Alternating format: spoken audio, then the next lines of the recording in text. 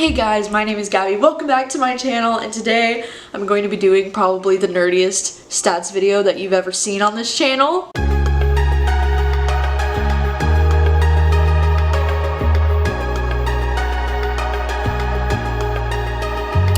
So this video is heavily inspired by Books and Lala's video that she actually did a couple years ago called Comparing 3 Years of Reading, and I always thought that video was really inspiring and really cool to see how your reading can change through the years. So I wanted to do a video comparing my last 3 years of reading, and even though I have been on BookTube for 5 years now, I've been on BookTube since 2015, I've only been really tracking my stats of my reading and things like that since 2017. So this video is going to be comparing the years 2017, 2018, and 2019, the last 3 years of reading. And so if stats don't interest you, then I'm really sorry, but this video probably isn't for you. I'm just a super nerdy stats person. I really love looking at stats and looking at numbers of things, and it's just really interesting because I do feel like my reading has actually changed a lot since 2017. So let's just jump right into it. So I wanted to start off with some general stats of how many books and how many pages I read per year. So in the year of 2017,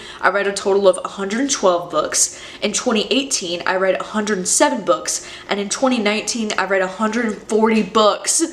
So 2019 was definitely the most books that I've ever read in a year. I've never come anywhere near close to 140. That's at least another 30 books than what I'm normally able to read. So yeah, 2019 was just absolutely insane. I just went total ham savage on reading. But what I do find interesting, however, is the page numbers. So in 2017, I read 37,059 pages, and then in 2018 I read 37,530 pages, and then in 2019 I read 45,995 pages.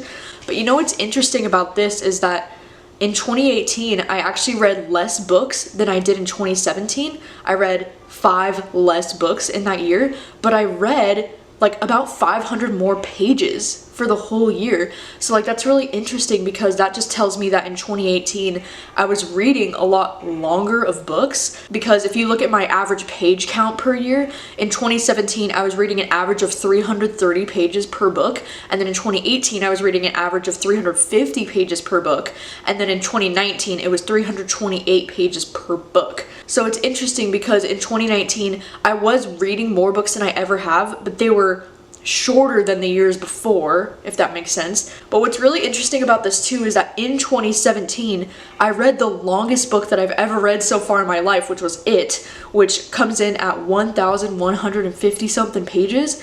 And yet in that year I had the lowest page count for the whole year. So that's just super interesting to me.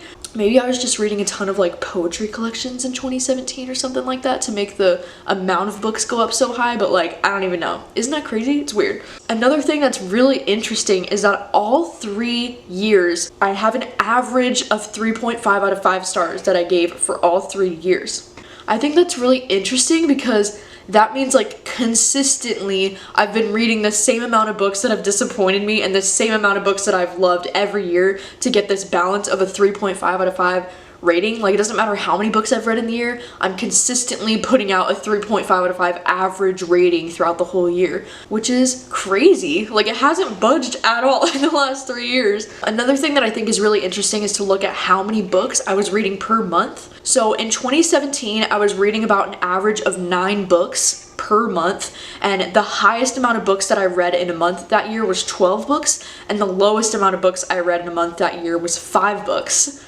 And then in 2018, I was reading an average of about 8 to 9 books per month, and the highest amount of books that I read per month in that year was 12, and then the lowest amount of books I read in that year was 7.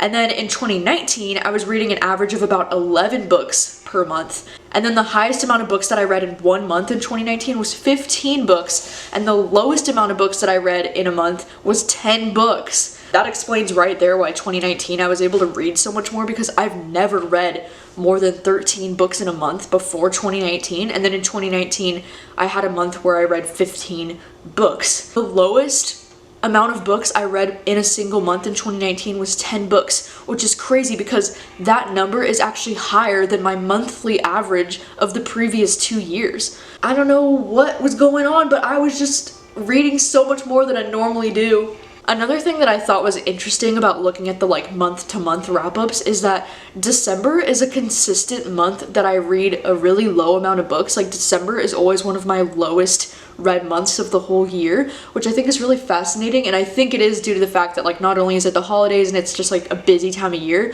but also because I do dedicate a lot more time to making videos in December as opposed to reading. So like it does make sense, but it's just interesting that each year December is one of my lowest read months consistently. So the next thing that I wanted to look at is the different ratings that I've been giving out for each year. I have all three of these done in pie charts here. So this is going to be 2017's pie chart, then this is going to be 2018's pie chart, and then this one is going to be 2019's pie chart. So just looking at like 5-star ratings, I had 18 5-star books in 2017, and then in 2018 I had 25 5-star books, and then in 2019 I had 35 5-star books.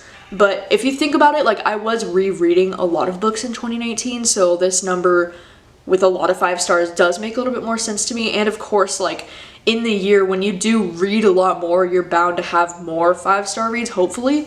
But it is interesting to see how in 2017 I had 3 stars as my highest rating, and then in 2018 3 stars is actually my lowest rating. In 2019 4 stars is the highest, with 5 stars being the second highest. So I feel like not only was 2019 my best year of reading like numbers wise, but it was also my best year of reading quality wise and content wise, because I was enjoying most of the stuff that I was reading. Like that's really awesome to me that 4 stars and 5 stars are the majority of the ratings from 2019. In 2018 I actually had more 2-star books than I had 5-star books, which is super depressing. Another thing that I think is really interesting is to look at the different kinds of books that I was reading, because it's interesting to see how I've moved away from ebooks throughout the years. Because if you look at my 2017 chart, I was reading ebooks the most, which is shocking to me. I was reading more ebooks than I was reading physical books or audiobooks. I think in a way this does make sense to me because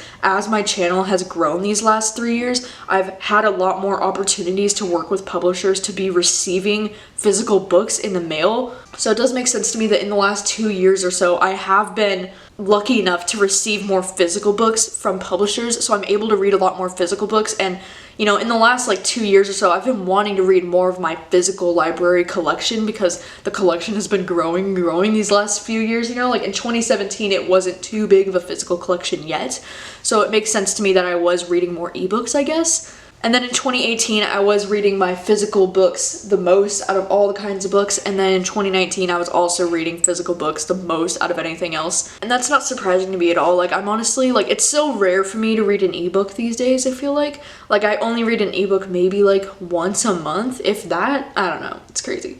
All right, the next thing I wanted to look at is male versus female authors throughout the years. I know that every single year I've read a substantial amount more of female authors than I have male authors, which I'm actually like pretty happy about that because I do want to be reading more female authors than male authors. I want to support my girls, and I think this is mostly due to the fact though that I do read a lot of romances, and I can't think of a single male author that writes romances that I enjoy. Also, I do feel like I can count my favorite male authors all on one hand, and my favorite female authors, it's like an endless list.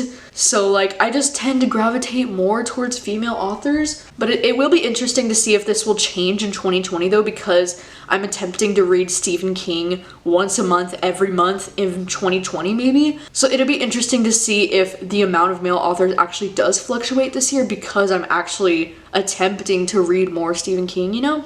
And then another thing that I wanted to look at too is my young adult consumption, because I do feel like when I was first starting out on BookTube, I was reading young adult a lot. You know, back in like 2015 and 2016, I would be interested to see the stats from those years because I do feel like I was reading a lot more young adult when I was starting out because young adult is what was popular on BookTube, you know, and I didn't really know what I liked yet really as a reader. Like I was still figuring out my taste in 2015, 2016 times. It's really interesting to see how much less young adult I've been reading every year. because in 2017, 26% of the books that I read that year were young adult books. And then in 2018, 14% of what I read that year were young adult books. And then in 2019, 15% of what I read was young adult books. And again, I don't have my exact stat numbers from 2015 and 2016, but I'd be really interested to see what those are because I guarantee it would be higher than 26%. But even since 2017, it's really interesting to see how much lower that percentage has dropped of like how much young adult I'm reading. I guess I've never really like loved young adult. Like there are definitely exceptions, like don't get me wrong, like some of my favorite books of all time are young adult books, like don't even get me wrong. Young adult is great sometimes. For some reason, I just don't gravitate towards young adult the way that I used to. And it's like, I still feel like even when I was in high school, like even when I was a young adult, I wasn't gravitating towards young adult back then. Like I was still reading adult romances and I was reading like Nicholas Sparks in high school, you know, like I was never really interested in like the young adult stuff. So I've never been super into young adult, but it is interesting to see how much less of it I'm reading every year. I still do get in the mood for young adults sometimes. And then the next kind of charts that I wanted to compare was the different kinds of genres that I was reading every year. Unsurprisingly, every year my most read genres were like romances, thrillers, or contemporaries, or some kind of combination of those things. In 2017, it's really interesting because I actually separated out contemporary books, new adult romances, and LGBT romances just to see all the different kinds of like contemporary romances I was reading. Another thing that's really interesting is that in 2019, I read 2 times as much nonfiction as the previous years, because in 2017 and 2018, I read about like 7 or 8 nonfiction books in those years.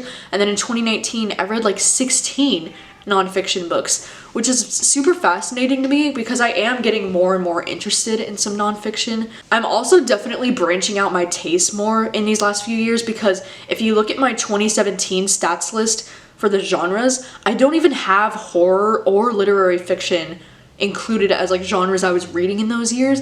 And then in 2019, I read 10 horror novels. So like I like the fact that I'm definitely branching out my tastes more and that genres are showing up on my end of the year stats list that weren't there in the year before. Like that's really awesome. Also in 2018, I read the most sci-fi in 2018 out of all the 3 years. I read 9 sci-fis that year. And that year I read some of my favorite sci-fis like Ready Player One, and I discovered the Sleeping Giants trilogy, which is probably the only sci-fi trilogy I would ever read. Like same with 2, like if you want to talk about series, like I think the only series I have read in the last like 3 years is probably just Sleeping Giants and Scythe, honestly. Like I can't think of anything else. Not a big series reader, but we all knew that. And then lastly, I just kind of wanted to mention my favorite authors that I discovered in each year, because in 2017, my favorite author discovery of that year was Taryn Fisher. I discovered 3 of her books that year and I just absolutely fell in love with her writing, and she just made her way to like one of my top favorite authors ever. And then in 2018,